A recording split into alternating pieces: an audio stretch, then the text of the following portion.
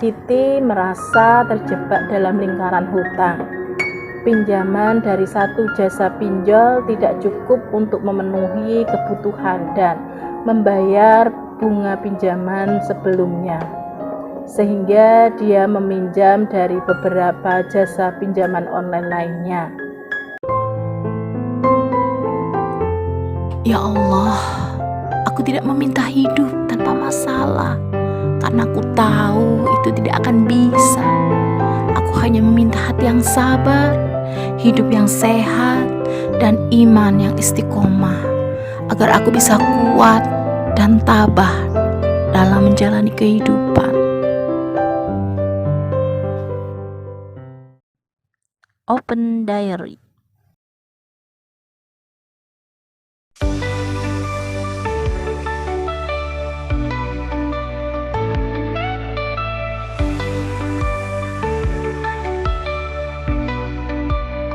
Dari layar kecil kita berjumpa, cerita indah, kisah nyata.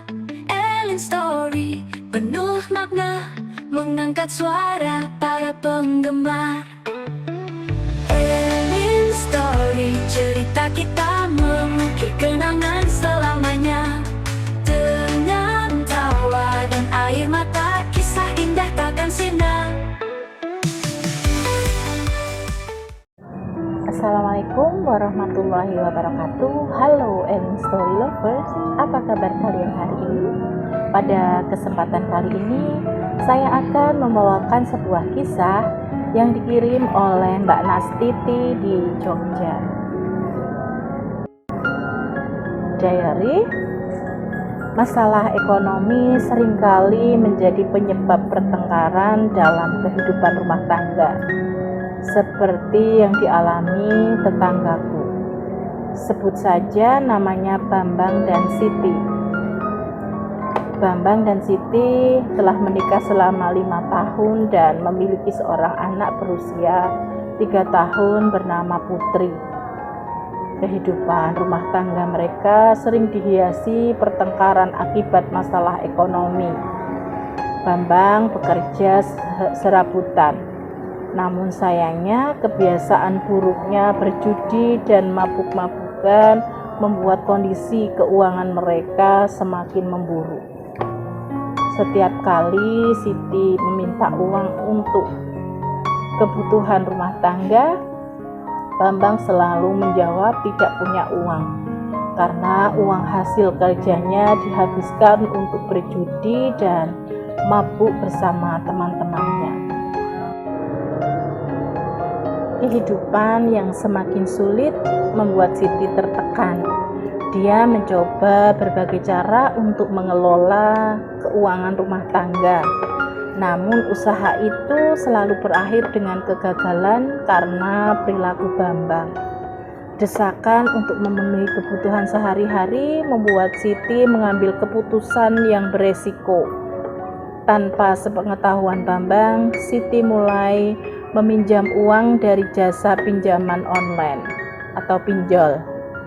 Awalnya dia hanya meminjam sejumlah kecil, namun seiring berjalannya waktu jumlah pinjaman semakin besar karena bunga yang tinggi dan kebutuhan yang terus mendesak.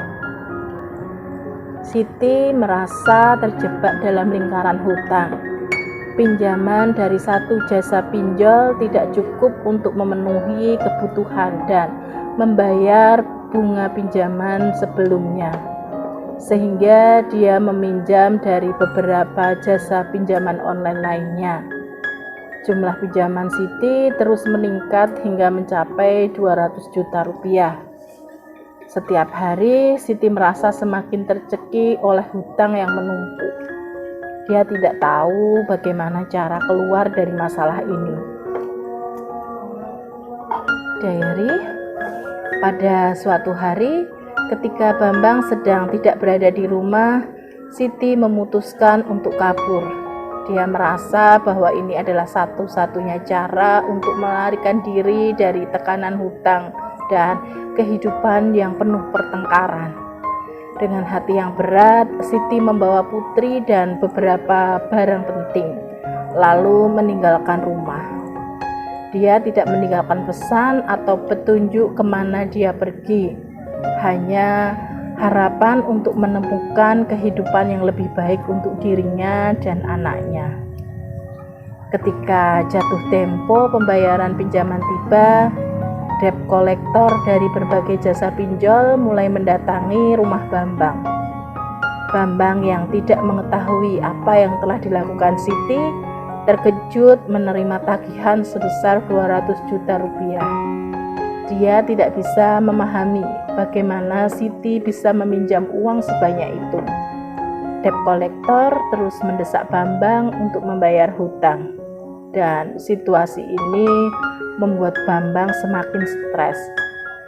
Sementara Siti dan anaknya kini tidak diketahui keberadaannya. Aku sebagai tetangga hanya bisa berharap dan berdoa semoga Siti dan anaknya bisa mendapatkan kehidupan yang lebih baik. Dan dengan kejadian tersebut, semoga Bambang mulai menyadari kesalahannya yang selama ini tidak bisa menjadi suami dan ayah yang baik di kehidupan rumah tangganya. Demikian sebuah kisah yang dikirim oleh Mbak Nastiti di Jogja.